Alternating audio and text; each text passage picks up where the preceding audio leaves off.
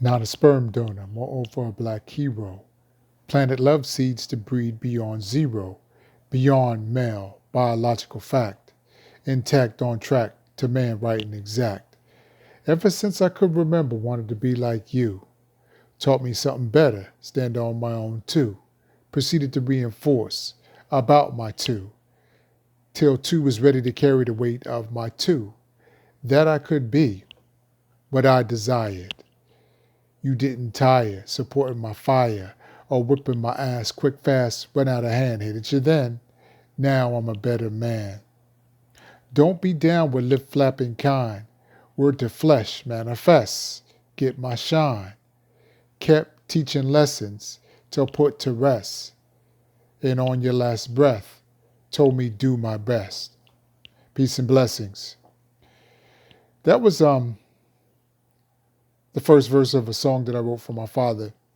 And we're in what is called Black History Month, which I like to call African our history, or our story, or African story 365.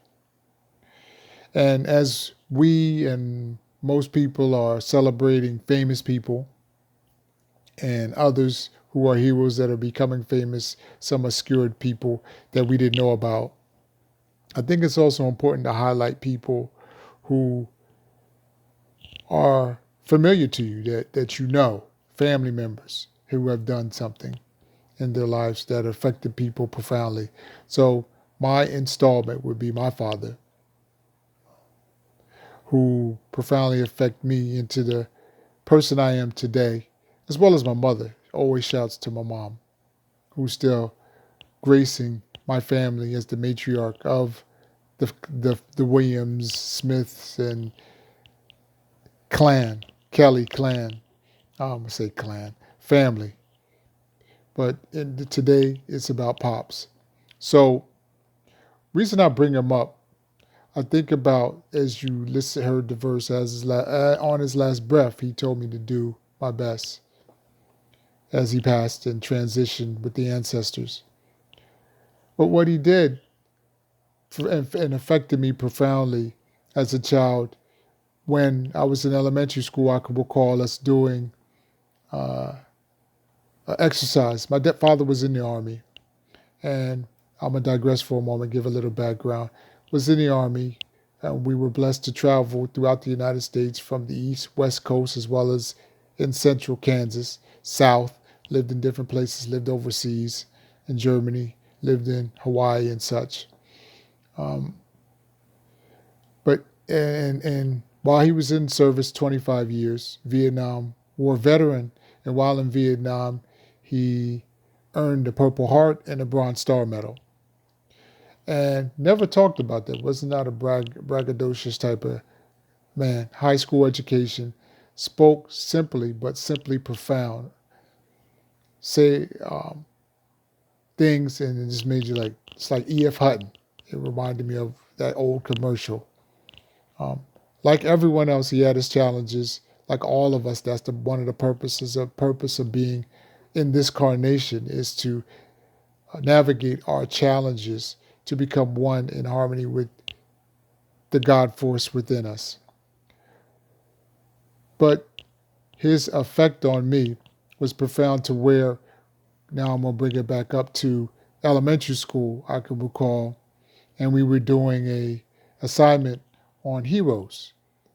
And you write down your hero and you speak to the reason why this person is your hero.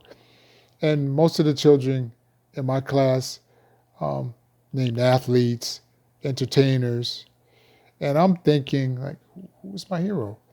And I believe I was the only one that put my father, because it just made sense. It wasn't like, oh, I'm trying to big up dad. That just made sense. So much so that when, as people do when they're wearing jerseys of sports figures, I would never buy one because it made no sense to me to put someone else's name on my back in terms of somebody who is playing a particular sport. So if you ever see me wearing any type of jersey that's not team oriented, where I could put my name on, or a name could be on the back, it would be, you would see Williams on the back because that was Pops. Or as you would see now, you would see Quabad, you would see a Warlord. But that's what he instilled. And making it further, how I'm bringing him up, I want to tie this into what's going on in today's climate, in today's world. As I'm doing this post, we have Mr. Trump's second impeachment trial going on.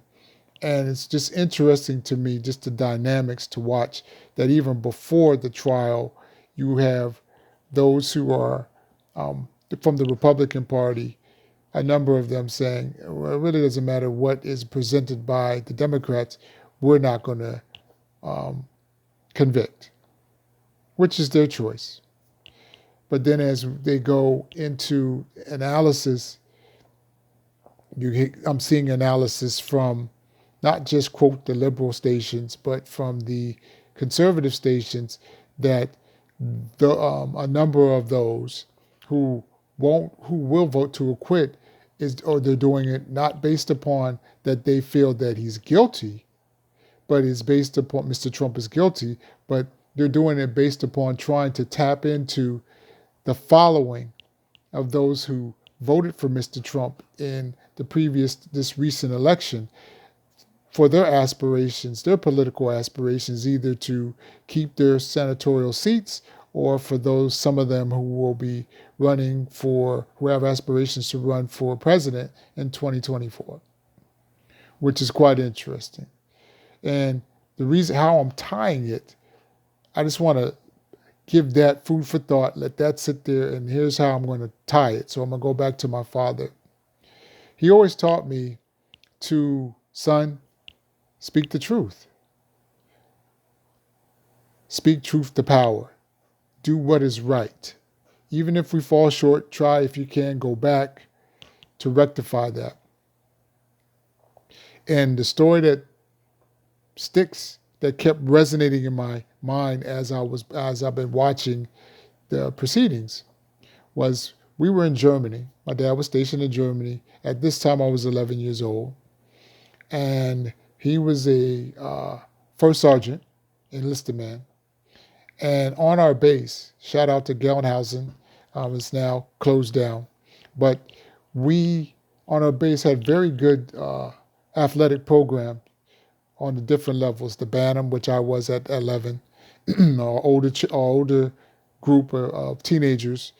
So much so that at this particular time, to keep it focused and direct with the story that I'm going to tell, we were European champions in football. My team was. I was the lead running back on the team, scored the touchdown. I'm not going to call it a shameless plug, it's just what it was. Scored a touchdown and won the championship. But we had a great team. I mean, all the guys on the team were really good. And we had our cheerleaders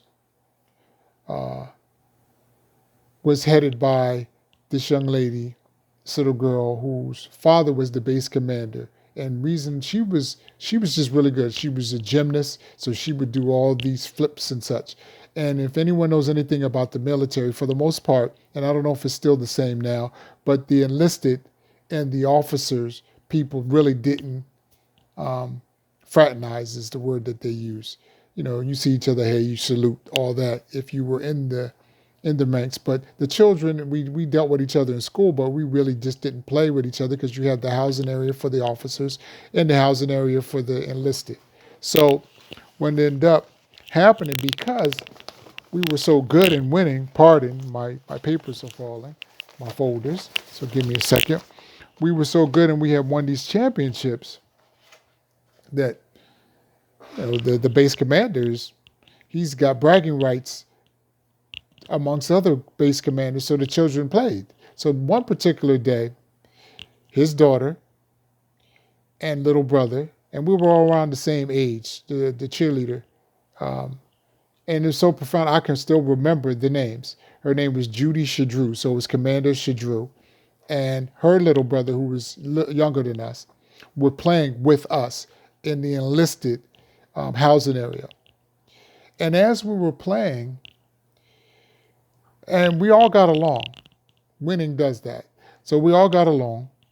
And her little brother turned to Judy and said, Judy, isn't that little nigger that blah, blah, blah, blah, blah? And we were like, oh, snap.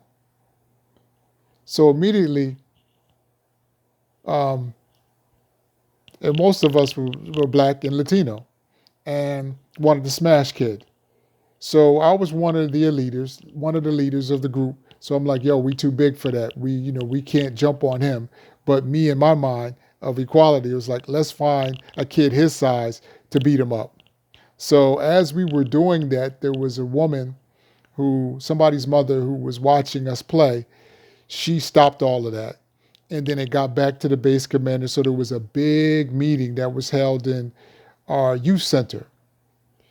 And all the parents were there. And so now we're having the conversation along with the base commander being there and his wife and Judy and the brother.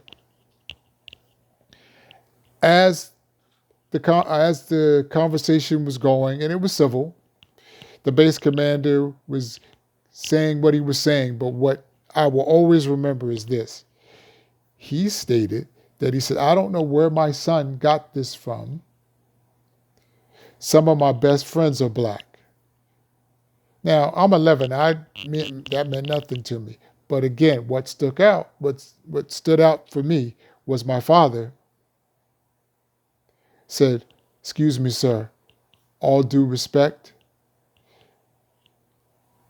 people who state that are usually racist. Those are racist words. And I'm like, wow. Now, the impact of what my father said at that time didn't resonate with me because I was 11 years old. First time I've ever heard this. But as time went on and I've grown into adulthood, not only did I get a better understanding for what my father had said and the meanings of those words, the meaning of his words, but then I got a better appreciation for the moment. He said it to the base commander, white man, without fear of losing his job or being kicked out of the military. He spoke for what was truth, regardless to whom or what. And no, he didn't get kicked out. Base commander sat back, let that marinate, and then he apologized. But the point I bring it up is now that is the one story of the effect of my father, which taught me to speak truth to power. And as I'm talking and thinking about some of my ways and actions, he didn't have fear of, quote, retribution or somebody not backing him or so on. He said, this is not right. And he spoke up amongst all the parents that were there and all the other people who probably felt the way my father felt and knew what my father knew, but he spoke on it. So this is what he instilled. So again, African Ourstory, heroes, so you can see where that has come forth and how it has played a part in my life. Those who know and play ball with me, they get irritated with me because I'm one, if I foul you, I'll give you the ball. Regardless if you've been cheating, what's going on, I'm going to give you the ball because I committed a foul against you. If there's a discrepancy in a call, if someone saw anything and everybody's arguing, generally the people will turn, gee, what you see. And even if it does, and I'm on the court playing, so even if it doesn't, if it's detrimental to my team, I'm going to speak truth to power back to my father. And at times, it, quote, some will say it backfired because the people will cheat and they, quote, win that game. But there's a bigger thing that's earned during that time. It's a respect factor. It's where I could look in the mirror at me and be at peace with me, with the God force within me. I can lay my head down and understand that truth is spoken to power. So much so, We take it further. That, okay, Greg, that is pickup ball. Let's take it to work. At my part-time job in 2017, working at the college, speaking truth to power respectfully, where a former supervisor wanted me to address, and I was a supervisor at the time in the learning center, academic learning center, and she wanted me to address staff in a manner which I deemed was, I said, that's not right. You should be doing this because it's your position. And in essence, she was trying to hide behind me to do her dirty bidding. And I had said to her, ma'am, all due respect, they should hear this from you. And so what she'd end up doing was changing my status to where I did not work for the year 2017, which I lost $15,000. And it did affect my family. But I had a choice to make. Did I want to go along with or have fear for or want the backing of somebody, or do I want to speak truth to power, or want to live up to what my father had instilled in me back with the one story I told you and others? So that's the backdrop. So I say that to say now, as I look at the proceedings and I see those who are looking at the evidence, but yet fear of not keeping a job or not progressing in their minds, in their career, their political career, they will push that to the side and won't speak truth to power. Along with that, and watching footage of the insurrection where the individuals or the mob, the crowd, were disrespecting law enforcement, harming, killing law enforcement, to see silence, and forgive me if I missed it, but whenever, and I'm going to digress just for a moment, where you would have Black Lives Matters protests. And after the protest, then you would have some of those who were at the protest or who would come after the protest destroying property and assaulting police and verbally assaulting police. I would see law enforcement stand up and speak on that across the country. I would see law enforcement post the individuals who were killed from these activities and the call for law enforcement, from law enforcement, to come down hard on those individuals who are committing these crimes. And I have no problem with that, because if you're committing a crime, you should be dealt with justly. But yet, on January 6, 2021, when insurrectionists, domestic terrorists have assaulted police officers, I have not seen the same vigor that I saw when those who were affiliated or were a part of or were intermingled with the protests of Black Lives Matters. Don't see it. Those who I know who support Republicans, because traditionally Republicans were, and I use the word were, more for law enforcement and law and order.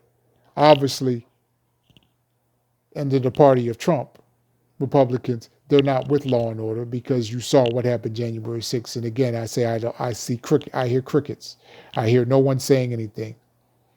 And again, forgive me and correct me if I missed that, but I just haven't seen it to the extent that I saw it during the summer protests and the summer activity where property was damaged, and loss of life by some police officers. And even some police officers throughout the country have been targeted and killed if not assaulted, and that's wrong. But I don't see it. I haven't seen it. The hypocrisy. So how I tie it in, again, you've heard me speak about my father. You've heard me speak about how it has affected me. And then you have seen, I gave you what my father did in the midst of, in front of, to the face of his base commander. You've heard me speak on what I've done on the basketball court, and as well as in my job where I've lost income, but the blessing, God is good.